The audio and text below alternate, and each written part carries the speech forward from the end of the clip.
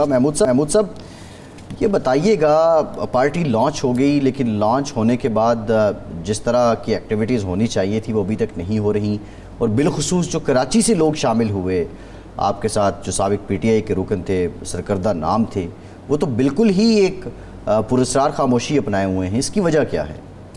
उसकी वजह देखिए मैं बताऊं, ये अभी कुछ चीज़ें जो है डेवलपमेंट इस वक्त चल रही है, और देखिए अभी आपको भी पता है हफ्ता 10 दिन हुआ है तो बहुत सी पॉलिसी मैटर्स बन रहे हैं, और जो है हर चीज़ के भाई कौन प्रेसिडेंट बनेगा, कौन जनरल सेक्रेटरी बनेगा, फिर कराची डिवीजन का कौन बनेगा, तो ये सब चीज़ें चल रही हैं। तो इसीलिए अभी तक देखें ना तो इसमें थोड़ा टाइम तो लगेगा।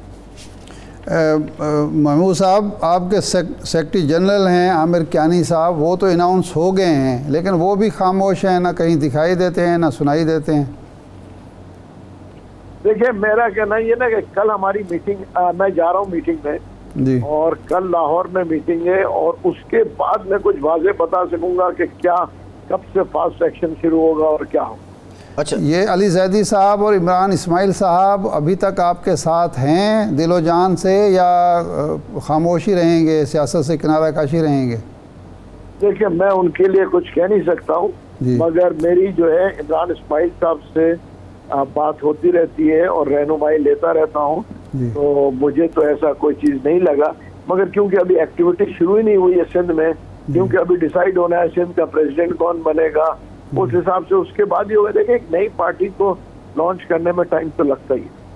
नहीं, नई पार्टी तो इब्तिदा में बहुत जोश खरोश होता है, बहुत ज़्यादा एक्टिव लोग होते हैं, क्योंकि नया नया जोश जज्बा पार्टी को आगे बढ़ाना होता है। इब्तिदाई में अगर खामोशी छा जाए तो इसका मतलब तो है कि दाल में कुछ काला है।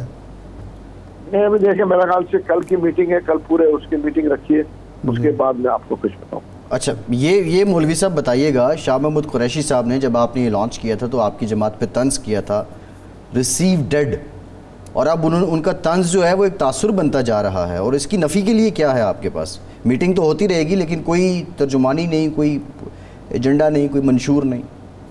नहीं देखिए मंशूर तो मैं आपको बता दूं वही होगा जो पीटीआई का मंशूर है। अच्छा, सिवाय उसमें जो देख रहा हूँ फर्क यही होगा कि ये जो है प्रॉपर डेमोक्रेटिक होगा, पार्टी भी जो है ना के अंदर भी डेमोक्रेसी होगी। पीटीआई और इसमें सिर्फ ये फर्क होगा, पीटीआई में पार्टी के अंदर डेमोक्रेसी नहीं थी, यहाँ पे जो है डेमोक्रेसी होगी। नहीं तो क्या आप भी एहतसाब करेंगे चोरों का, डाकुओं का, लुटेरों का, वही सारा चलेगा यहाँ भी? नहीं देखें वो मंशूर में देखें वही चीजें, देखें खामा में जो बातें करते रहे और कोई डिलीवर नहीं करे तो वो फायदा नहीं।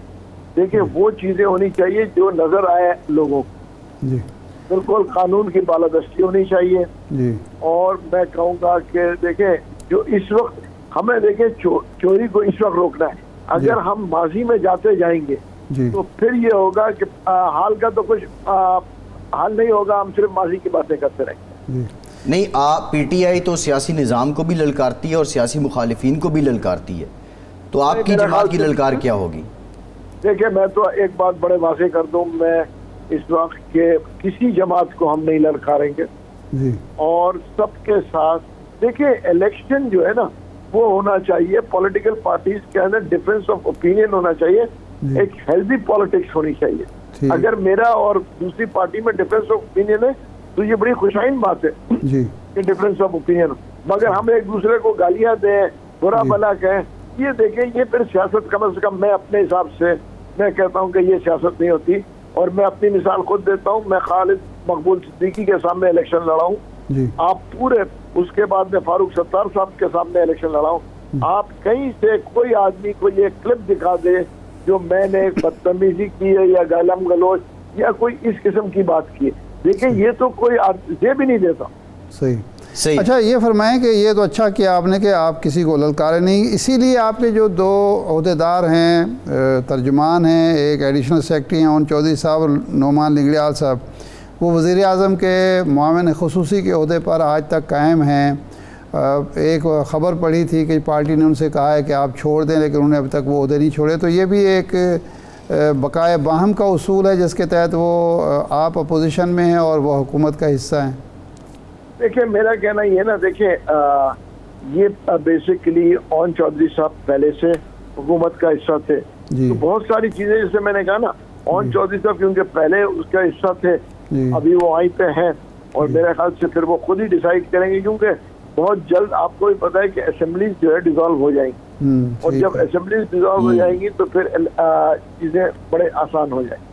हाँ, मतलब बजाय इसके कि पहले छोड़ दें तो असेंबली जब डिसॉल्व हो तो खुद ब खुद हो जाएगी, फिलहाल चलता रहे। मेरे ख्याल से देखिए कल जब वो आएंगे हो सकता है वो कल ही देखें वो उसको छोड़ दें। उसकी इसलिए मैं कह रहा हूँ कि पहली मीटिंग है ये जो कि बैठ के इसके ऊपर हो रहा है।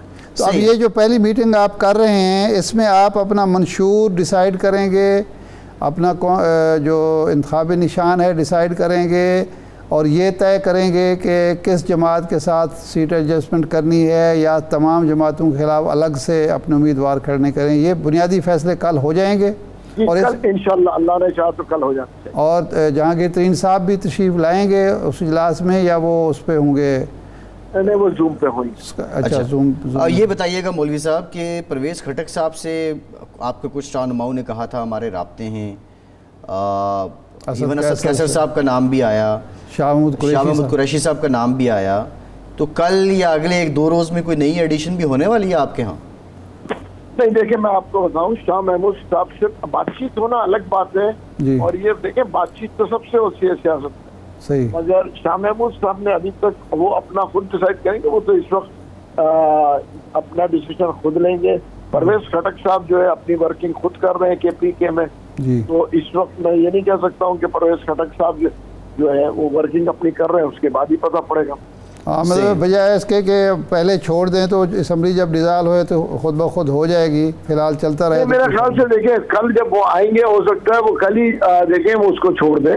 उसकी इसलिए मैं कह रहा हूँ कि पहली मीटिंग है ये जो कि बैठ के इसके ऊपर हो रहा है। तो अब ये जो पहली मीटिंग आप कर रहे हैं इसमें आप अपना मंशूर डिसाइड करेंगे, अपना जो इंतखाबी निशान है डिसाइड करेंगे और ये तय करेंगे कि किस जमात के साथ सीट एडजस्टमेंट करनी है या तमाम जमातों के खिलाफ अलग से अपने उम्मीदवार खड़े करें। ये बुनियादी फैसले कल हो जाएंगे और इंशाअल्लाह अल्लाह ने चाहा तो कल हो जाएंगे। और जहांगीर तरीन साहब भी तशरीफ लाएंगे उस इजलास में या वो उस पर होंगे? नहीं, वो जूम पे होंगे। अच्छा, जूम। ये बताइएगा मौलवी साहब कि परवेज़ खटक साहब से आपके कुछ रहनुमाओं ने कहा था हमारे राब्ते हैं, असद कैसर साहब का नाम भी आया, शाह महमूद कुरैशी साहब का नाम भी आया, तो कल या अगले 1-2 रोज़ में कोई नई एडिशन भी होने वाली है आपके यहाँ?